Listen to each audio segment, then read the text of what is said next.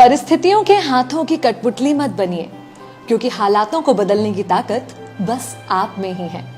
मैं हूं विनी आपके साथ, और चलो आज कुछ अच्छा सुनते हैं। सुनाती हूं कहानी सौरभ की।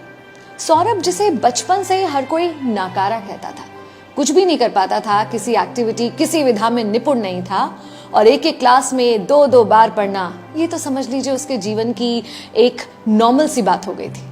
किसी तरह घसीटते घसीटते सौरभ कॉलेज तक पहुंचा था, लेकिन ग्रेजुएट नहीं हो पा रहा था। 3-4 अटेम्प्ट्स के बाद उसने भी हार मान ली, उसके परिवार वालों ने भी हार मान ली, और घर वालों ने कहा कि इसका कुछ नहीं हो सकता है, इसकी शादी करा दो, तब जाके शायद ये जिम्मेदार बनेगा। उसकी शादी कराई गई स्वाति से। उस समय सौरभ एक स्कूल में टीचर था, छोटे बच्चों को पढ़ाया करता था। स्वाति एक बहुत अच्छी सी लड़की थी। टीचर का काम तो करता था सौरभ, लेकिन उसे वो काम भी अच्छी तरह आता कहाँ था। बच्चे उसका मजाक उड़ाया करते थे, उसकी बातों को नहीं सुना करते थे, और उसकी किसी बात को सीरियसली नहीं लिया करते थे। कितने दिन चलता ये सब कुछ। आखिरकार उसे स्कूल से निकाल दिया गया। बहुत उदास और हताश होकर जब घर आया, दुखी होकर बैठ गया, स्वाति ने पूछा क्या हुआ। उसने सारी बात बताई तो स्वाति ने उसके कंधे पर हाथ रखा और कहा कि तुम क्यों चिंता करते हो? क्या तुमने टीचिंग की कोई ट्रेनिंग ली थी, या बच्चों को कैसे हैंडल करना है इसका कोई एक्सपीरियंस है? नहीं है ना, तो ये काम तुम कैसे कर पाते? इसमें तुम्हारी कोई गलती नहीं है, कुछ और प्रयास करो ना। जब ईश्वर हमारी प्रेयर्स को हाँ कहता है तब वो हमें कुछ अच्छा देता है, लेकिन अगर ईश्वर हमारी प्रेयर्स को ना कहता है तो हमें कुछ बेहतर देता है। तो क्यों नहीं तुम अपने लिए कुछ बेहतर ढूंढते जो तुम कर सको? सौरभ को स्वाति की बात से बहुत बल मिला। ढूंढने लगा अपने लिए नई नौकरी, नई अपॉर्चुनिटी। मिली भी नौकरी, लेकिन वो भी ज्यादा दिन नहीं चली। हताश निराश होकर जब फिर घर आया तो फिर स्वाति ने समझाया, अरे तुम क्यों निराश होते हो? तुम्हारे ऑफिस में जो बाकी लोग थे उनको देखो ना, तुमसे कितने ज्यादा एक्सपीरियंस हैं। एक्सपीरियंस्ड इसीलिए हैं क्योंकि उन्होंने इस काम को सालों का वक्त दिया है, बहुत मेहनत की है, बहुत सीखा है। और तुम तो इतने सालों तक स्कूल में बच्चों को पढ़ा रहे थे ना, तो ये काम तुम्हें आता नहीं था। तुम क्यों खुद को दोष देते हो? हम कुछ और प्रयास करेंगे। तुम ये याद रखो, अगर ईश्वर आपकी प्रार्थना को ना कहता है तो वो आपको कुछ बेहतर देता है, लेकिन ईश्वर अगर कहता है कि इंतजार करो, तब वो आपको बेस्ट देने की तैयारी कर रहा होता है।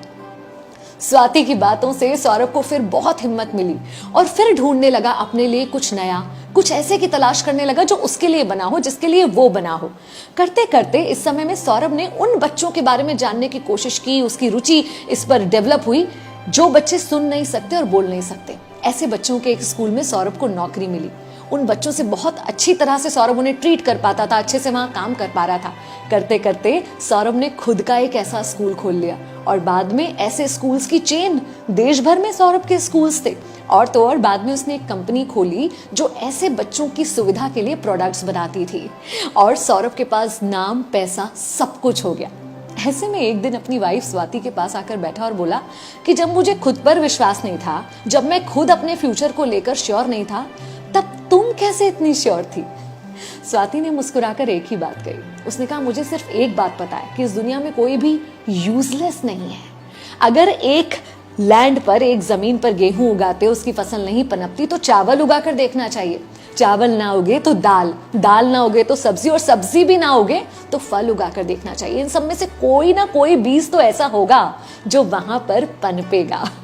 हो सकता है ना कि जो आपकी भूमि है, जिसे आप बंजर समझ रहे हैं, वो भी बहुत उपजाऊ हो, बस आपको सही बीज ना मिल रहा हो। और जब तक वो सही बीज मिल नहीं जाता, तब तक जरूरत है कि आप अपने अंदर पेशेंस बनाए रखें, पॉजिटिविटी बनाए रखें। बहुत जरूरी है कि खुद पर विश्वास करें, और बहुत जरूरी है कि आपको कोई ऐसा मिले जो आप पर विश्वास करे। और मैं तो कहती हूँ कि क्यों नहीं आप एक ऐसे व्यक्ति बन जाते जो किसी और को उसकी काबिलियत पर विश्वास दिलाते। एक बार फिर कहती हूँ, याद रखिए, इस दुनिया में कोई यूजलेस नहीं है। आप यहाँ हैं एक विशेष उद्देश्य, एक विशेष मकसद से, जो अभी नहीं तो थोड़ी देर से आपको जरूर मिल जाएगा।